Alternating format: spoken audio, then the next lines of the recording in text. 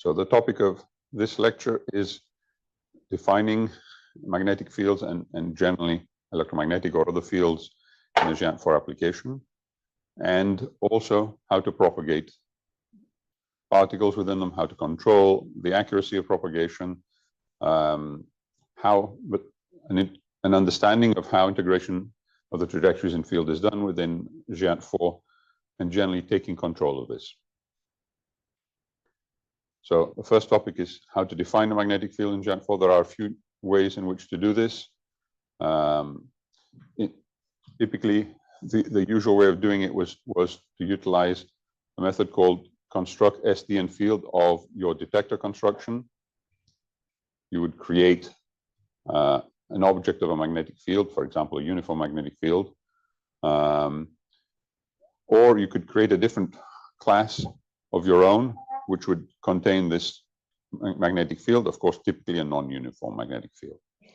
And this class would have to have a method called getFieldValue, which would take a coordinate in 4 dimensions. The first 3 are global coordinates for position, and the last one is for time, and the output would be the 3 components of the magnetic field. Then you can assign it to the whole detector, obtaining the transportation manager, which is an object which you will hear about a little bit more in the next days, and from that getting the global field manager and assigning your magnetic field to it. In this, the global field manager could already exist, will already exist. It's something that you can overwrite and give an object of your own type, and you'll see a little bit why that might be useful later on. It's also possible to override this by just obtaining the world volume and setting the field in the world, this field manager for the world volume. But this is the same thing. They will point to the same one. It is also possible, since newer versions of Geant4, to create a uniform magnetic field for your whole setup simply by using a messenger class. A messenger class was written. It's a common feature of many applications, and certainly many examples that have a uniform magnetic field. And so a new class, G4 Global Mag Field Messenger, was created. And when you have utilized this, it's also possible at runtime. You're showing the slides in this room. Excuse me. We're not sharing the slides.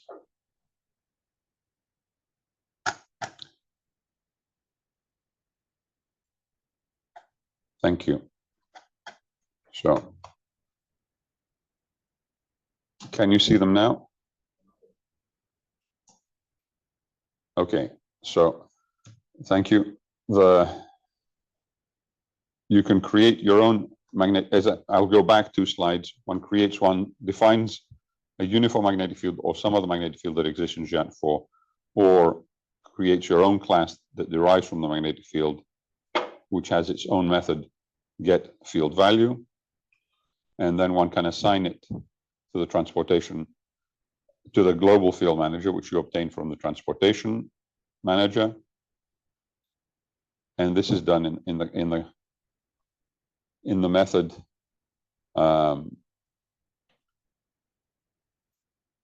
construct SDN field in your detector construction. It is also possible to undertake it simply by assigning it the global field manager to the global volume.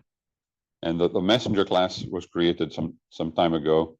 It allows you to, again, you need to create it within the construct SDN field and register it. And at runtime, then you can set the value of the field. So you could run with different field strengths determined at runtime.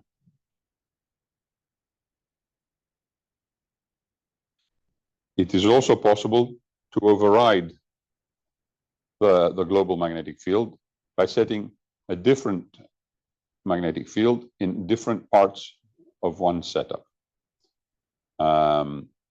You can imagine some different use cases, and I'll present one next. In order to do that, you create your own field manager, again, in the construct SDN field method of your detector construction. You will then potentially assign it to a region.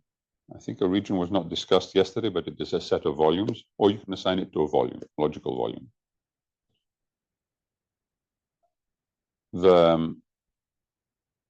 You can, whether or not, when you assign it to a volume, this volume can have daughter volumes.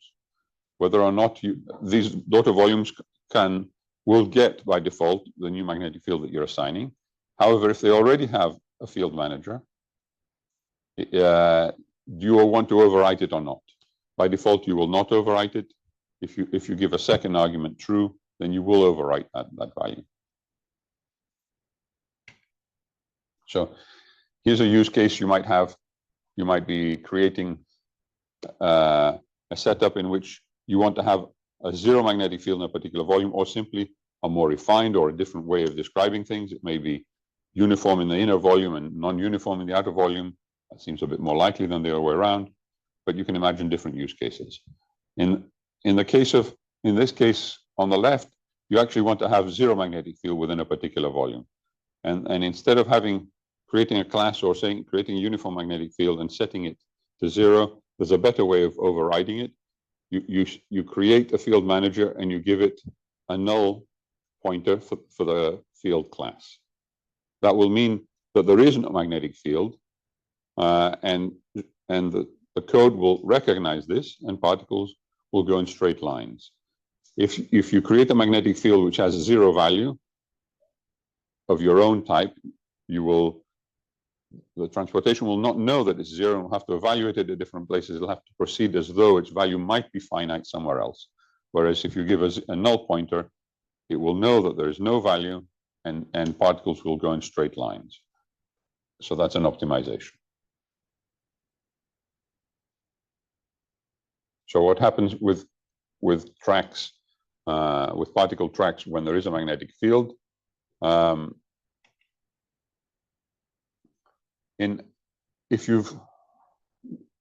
Once you've created the field manager, you need to tell it. You can tell it how to do the integration. In the case of a magnetic field, there is the possibility to simply ask it to do everything that's necessary, and calling the method create chord finder says, I accept the default ways of using these methods, and this means that the field will be utilized. There's some other things that are done here, like you auto-register the field to be deleted, and the field manager is the same. This is taken from example B5.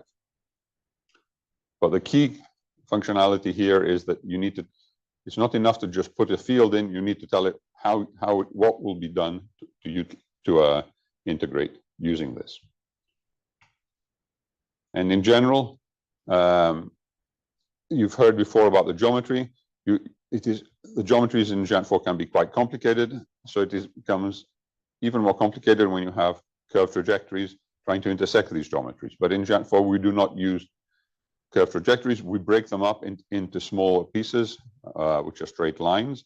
We obtain, of course, the points on these curved trajectories by integrating the equation of motion, the Lorentz force, within this field, and then we decide how to break it up into smaller pieces. It is the trajectory. It may be that the next interaction, the next physics interaction, would happen after 20 centimeters. However, if due to certain accuracy parameters, you need to break it up into 5 different pieces within the physics step, within the tracking step. The integration might be done in 5 little pieces, and the geometry might be interrogated 5 times to do this. Typically, the Runge-Kutta methods will be utilized, and certainly those are the default. They're the ones that have the best performance for arbitrary fields. In a uniform field, there is an exact helix solution, and if you have a very smooth field, it's possible to have other methods for doing it, for doing this. In breaking up the what you might imagine as a curved trajectory, what will be constructed as a curved trajectory when we are tracking the magnetic field, when we're propagating the magnetic field.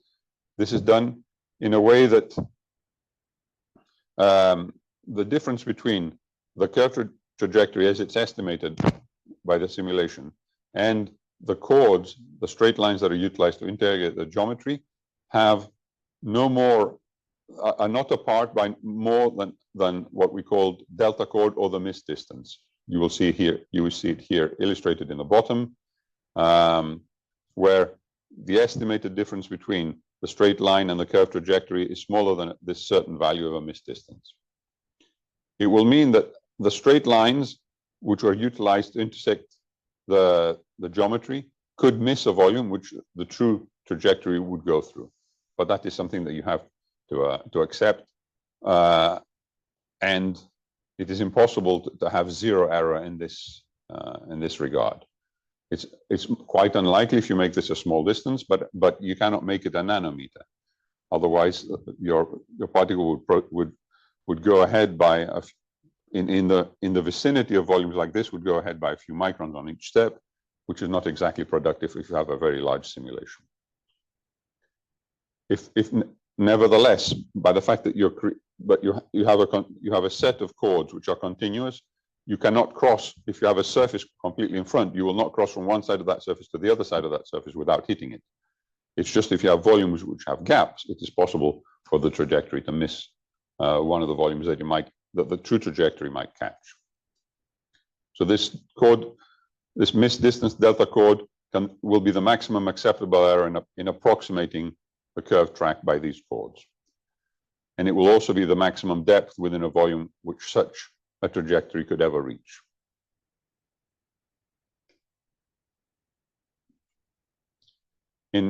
If you have already utilized Geant4 to look at the simulation, it might appear to you that as in the top left corner, a trajectory might enter a volume which has a magnetic field and go in a straight line to an exiting point, which does not make it appear very physical. But this is not really what's happening. It's just happened to have recorded for the purposes of visualization the entry point and the exit point and join them by a straight line. It is possible to tell Geant4 to keep more of these points, which is called a smooth trajectory, in which case you would see the true curved path. And you can also see this by limiting the step potentially and looking at the intermediate points.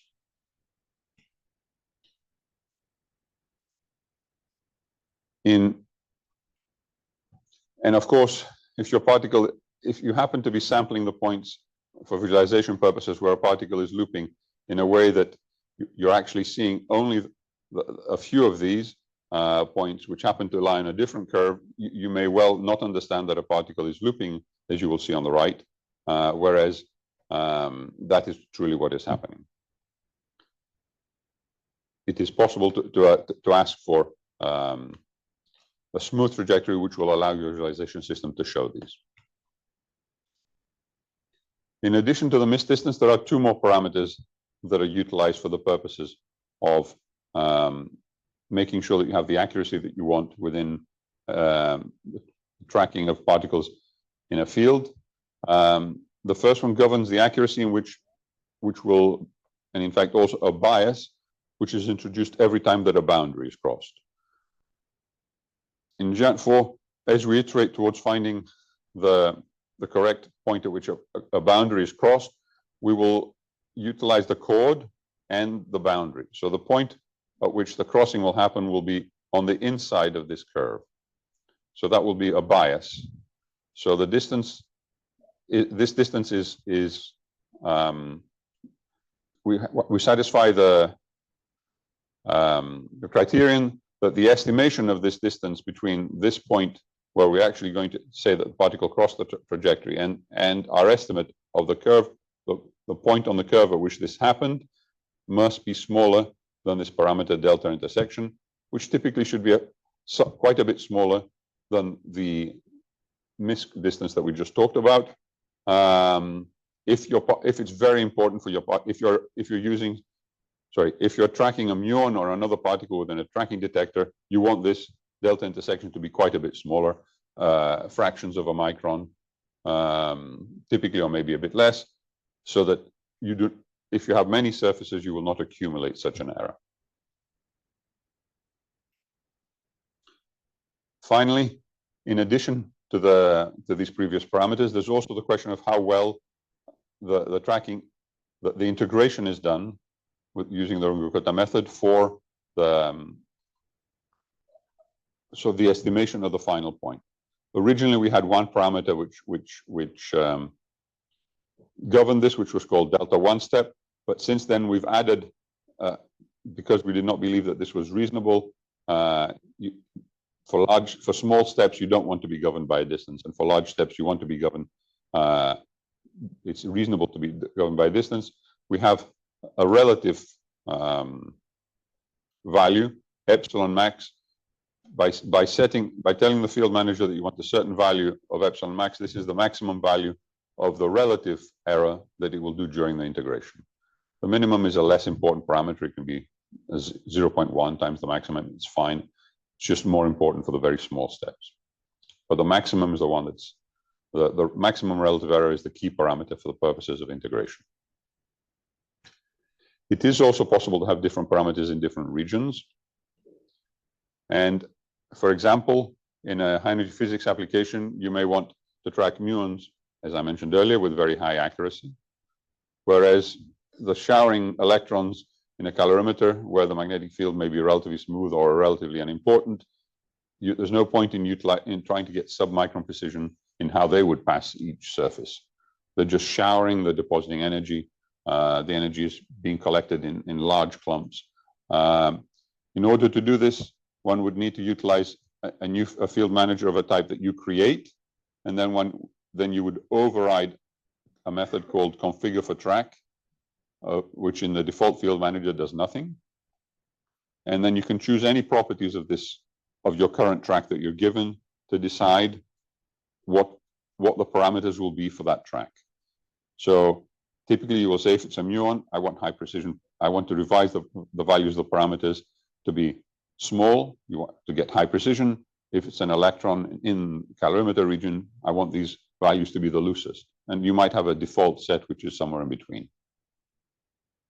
So you change the values of epsilon max and delta intersection for these types of particles. In an extreme case, you might have two different versions of two different descriptions of the magnetic field. It might be uniform for other particles, but for muons, you might have some variations in it. That seems extreme. I've never seen anyone using it, but nevertheless, it's possible. So in addition to utilizing the default methods, it's possible also to utilize different ways of describing the field setup. You may have a part which has a pure electric field, or a part that has even a uniform one, or a part that has a combined electric and magnetic field. Or Geant4 comes with the equations of motion which allow you to propagate a particle within these types of fields, and with the ability to have, for example, a uniform electric field by using the class G4 uniform electric field for your setup. But in that case, you do need to tell it to utilize the equation of motion for the uniform electric field, or sorry, for an electric field, and choose the way in which it is integrated. This already gives you a preview of the number of classes that are involved. There is, in addition to the equation of motion, there's what we call a stepper. That's the type of Runge-Kutta method that's utilized, and a driver, which is the one that actually makes a trial step. If that trial step has too big an error, it will try again, and on and on. And finally, the chord finder is the object which breaks up the trajectory in these pieces, the chords. So if you have something other than a uniform magnetic, other than a magnetic field, you explicitly tell Geant4 about not just this field that you have, but also about the you need to provide the equation, and you need to choose the integration method.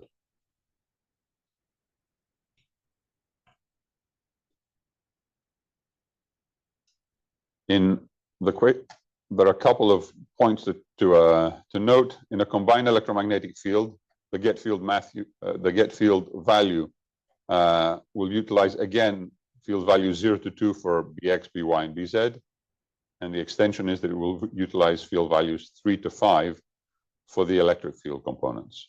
All of these will be in Geant4 units, as you will have heard in the beginner course, or you should have seen in the documentation.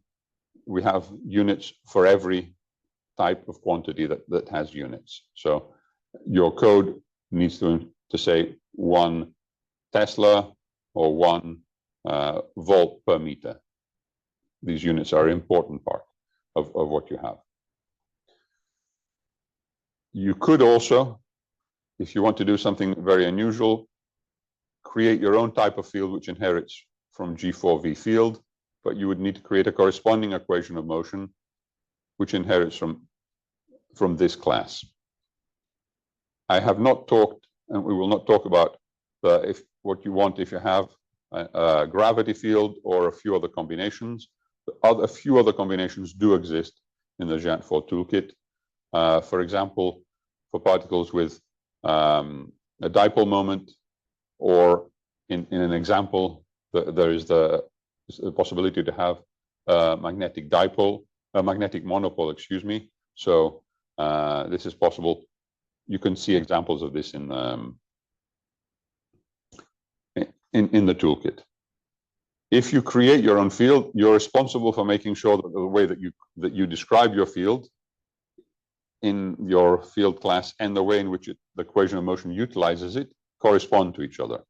At the moment, Geant4 does not check between these. Maybe in the future it will. And the field object currently exists both in the field manager and in the equation of motion. This is a bit fragile, so make sure that you keep these consistent in your application. So potentially in the future we'll fix that as well.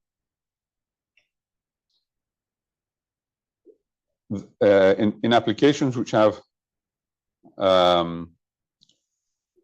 gases or other, or even in just complicated magnetic fields, the integration of motion in a magnetic field is not a small part of the overall CPU time that it takes. So making sure that one has an efficient method for integrating the trajectory is reasonably important. If you have an initial value for the momentum and of course the location of a particle, and you're given a length over which you want to integrate the trajectory, the expectations for the integration method will be that the position at the end will be the estimated error in the position will be smaller than epsilon max times the distance along the trajectory, and the error in the momentum will be smaller in the vector length than epsilon max times the original momentum.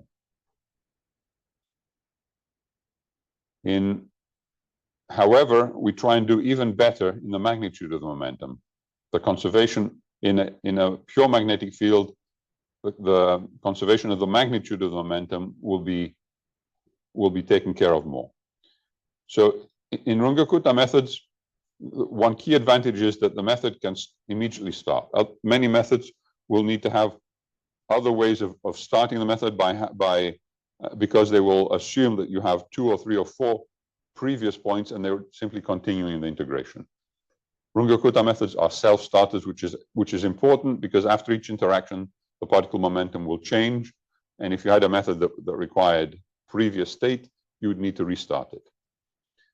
In this case, one sees a potential scenario in which there are 2 estimates provided by the Runge-Kutta method, one, for example, by the 5th order method and another estimate by the 4th order method, both for position and momentum. And you will see that the error is the difference between the 5th and 4th order method. And of course, you can see that there will be a difference in the estimates of the momentum vector. By no means can you be sure that that you are exactly on top of what would be the interaction, the correct integration, if you would take a lot fewer steps. But you would expect that the method, the new estimate, is closer to the correct value than this difference that you have already made. And this method, this Runge-Kutta method and the stepper class provides you these estimates and allows the system, the driver, to ensure that you obtain the accuracy that you want. Particularly that the estimated error in this location is smaller than the value that you want here, and that the estimated value error in the momentum for the integration method is smaller than epsilon max times the value of the momentum itself. You can customize it.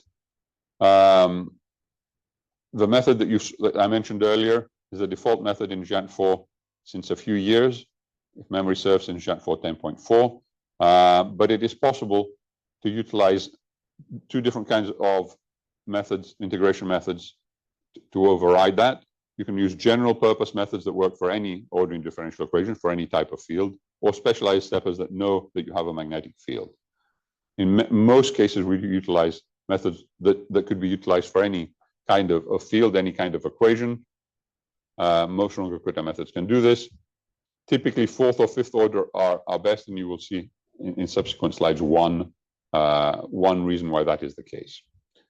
If you're typically simulating only muons and you want extreme accuracy, you're trying to figure out whether you could design a detector which would do 10 times better or 100 times better than current detectors, or even 3 or 4 times, you might want to use higher order methods.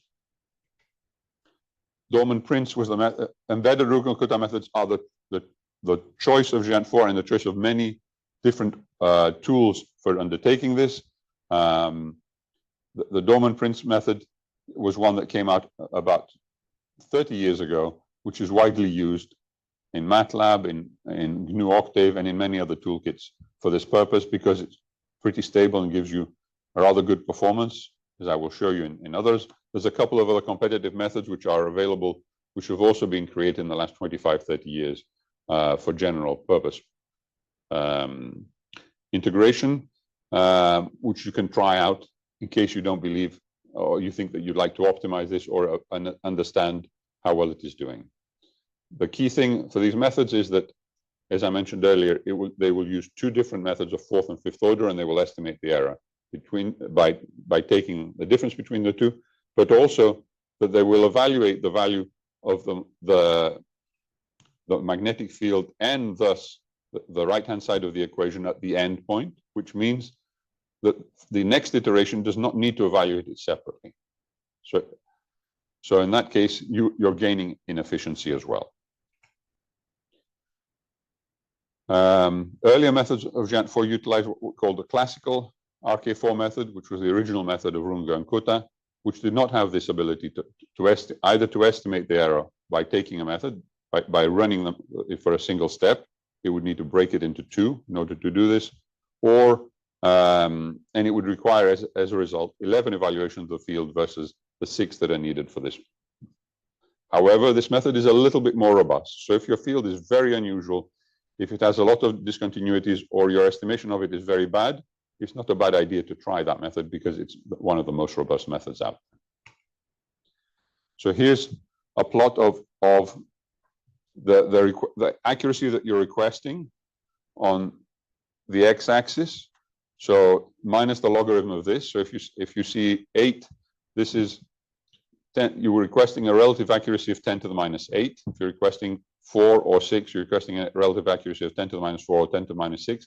And that, I would expect, would be the natural range for most applications. People have measured the magnetic field at better than 1 in 100,000 or 1 in a million. So if you haven't measured the magnetic field in better than this accuracy, and you're asking for estimates for integration with accuracy of 10 to the minus 8 or 10 to the minus 9, it doesn't seem particularly meaningful. Fourth and fifth order methods have good properties, and on the y-axis is the number of field evaluations to obtain the accuracy that you want. So the number of if you have the lower field evaluations to obtain the same accuracy, it's better. So in this case, classical Runge-Kutta 4 requires, let's say, for 10 to the minus 5 would require about 200 evaluations for the particular test case. In the case of fifth order methods, Bogacki-Champine would require about a factor of 3 or 4 less. And I'm trying to find Dorman-Prince in green. It required fewer than this. It required about 80 or 90 if I looked at that. So the difference is not obvious here, but it's certainly, and this is for a particular example. Dorman-Prince, though, is chosen because it is both pretty good and also it has the widest use around. It is possible, in addition to the customization that you're making for a non-magnetic field, to do the same type of customization if you want to try different integration methods. If your field is very close to being uniform in most locations, there are some methods which we created, which are novel to Geant4, which are called helix simple Runge, helix simple Hoym.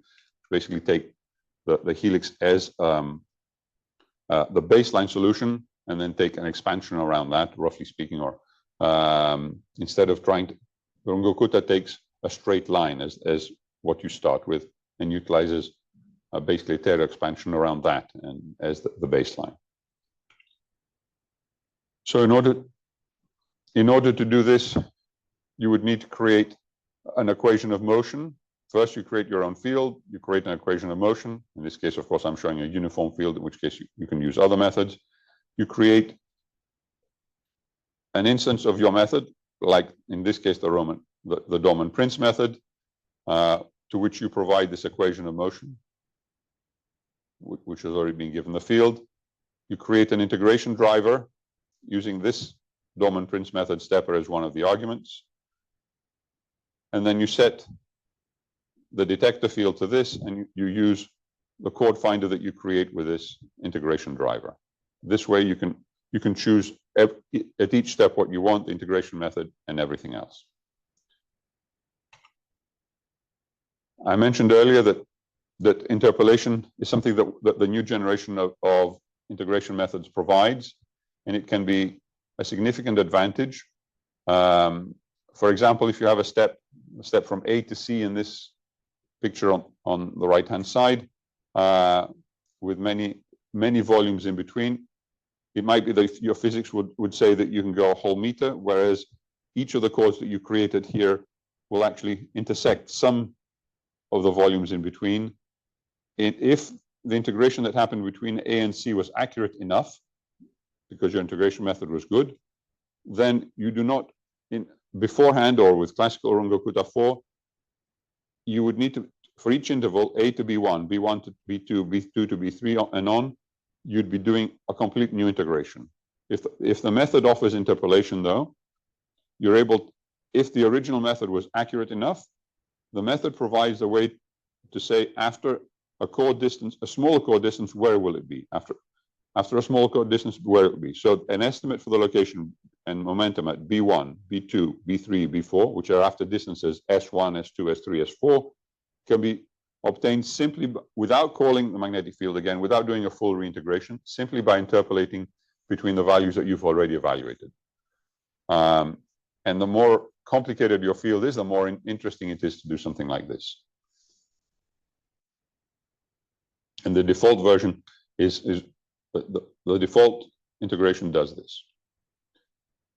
And you can see that, for example, in a uniform field, whereas the integration required only 6 steps to see what was happening in the particle going around a uniform field, it can be used to sample the points at all these individual points in between. Now, one of the concerns for applications with large CPU time, complicated detectors, is that some particles will end up in areas which have very little material, for example, a beam pipe, or will escape the main part of your detector. And nevertheless, will be in an area with a magnetic field, and so they'll be looping and taking a lot of CPU time while not really making much progress. Some of these particles, like electrons stuck with low energy stuck in a beam pipe looping, you'd rather want to kill them immediately. Others, which might be muons, which you might eventually hit, have left your main part of your detector, but might hit the cavern and might create something, you might want to see whether you can push them faster. But because this can be a significant impact on your whole of your simulation, we have been killing what are the looping particles, or recognized as looping particles by Geant4 for some time, and it can be delicate. So that's why I'm mentioning it. Typically, after 1,000 integration steps, a particle is a candidate to be killed. But in order to make sure that we don't kill particles arbitrarily without it, there's an energy below which, if a particle it will be killed immediately without warning.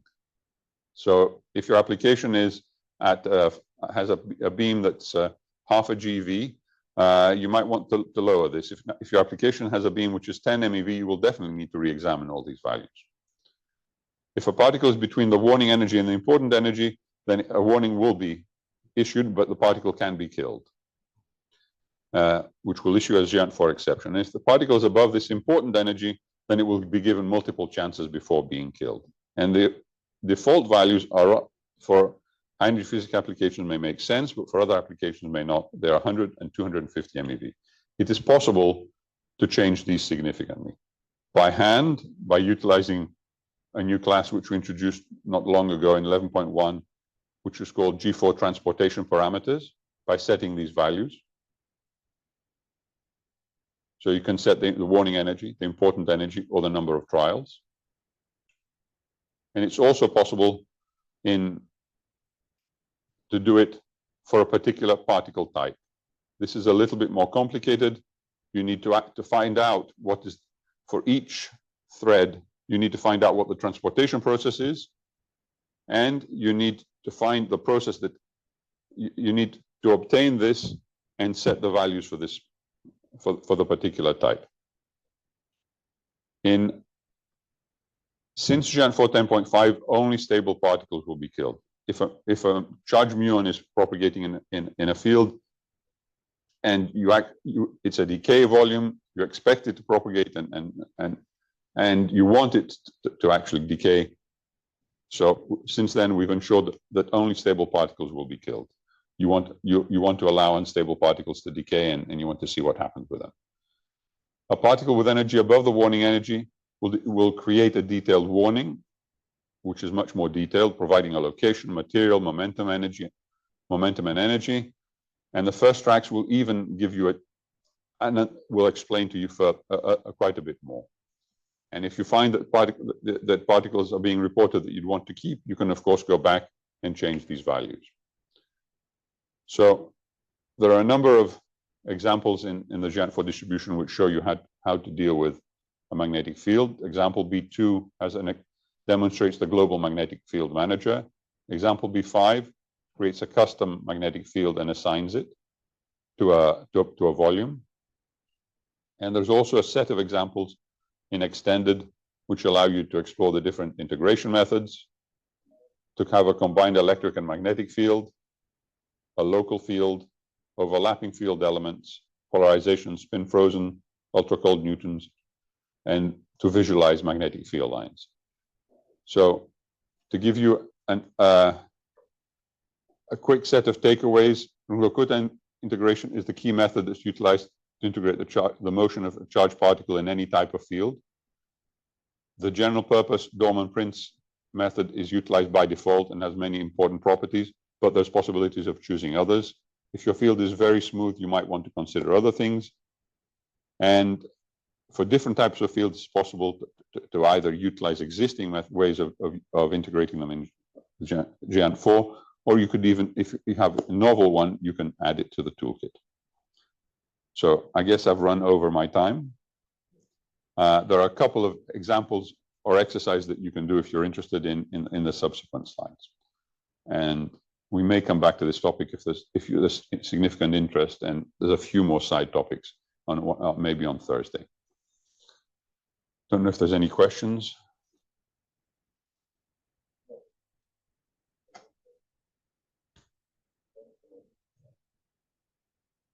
Everything was clear or far too technical?